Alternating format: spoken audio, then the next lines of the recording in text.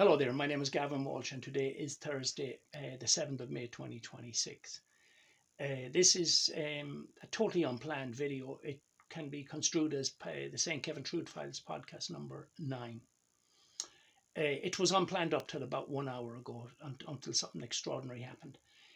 As a young boy, my grandfather often told me of the word happen chance, and some of the most wonderful things in life can happen to you by sheer happen chance, which is like coincidence or a serendipity or whatever, case of serendipity. And it's a bit like winning the lottery, but yet it doesn't necessarily have to have anything to do with money or indeed anything whatsoever that's tangible. 20 years ago today, I was crossing the Atlantic Ocean on it was a Sunday, the 7th of May 2006, on board N394DL, flight number 159. And I met an extraordinarily kind and good person, and from there a friendship, a platonic friendship developed, and that friendship has been strong for the past 20 years while we each have got on with our lives. And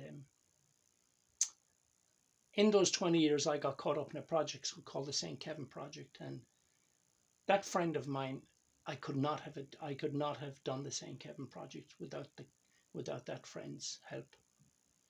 And to you, I say this, thank you for the bottom of my heart. I can never possibly repay you, unless, of course, St. Kevin ever becomes a movie. Who knows?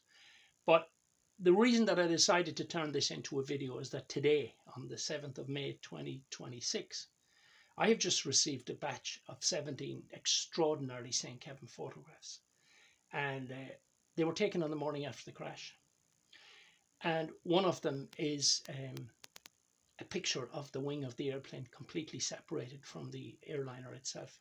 Now, I have always, from day one, from when I got my head around this project, I've always insisted that the plane suffered a catastrophic in-flight mid-air explosion, which the airline of the day and the two governments, certainly the Irish government, they never wanted that coming out.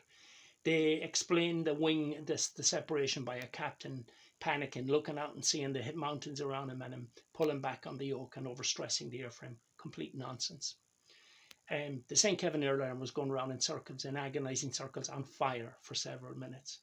And eventually the fire caught the fuel in the right hand, the starboard wing, and the wing exploded. Now I'm going to show you a photograph which I received today, 7th of May 2026, of this wing completely separated from the airliner itself, from the main debris field, shall we say. And in the background you'll see Snowdon to the right and a closer peak, whose name I can't think of, to the left. And I'm going to post those photographs up here now. And I just find it a phenomenal coincidence to have come in on the day come in on. So we'll get there yet with St. Kevin, because all these coincidences, when I need something, I just get it when I need it. And this came in as the finish line. Is not only are we close to the finish line, we're a little bit past it, but anyway, onwards and upwards, and justice for Jimmy reigns.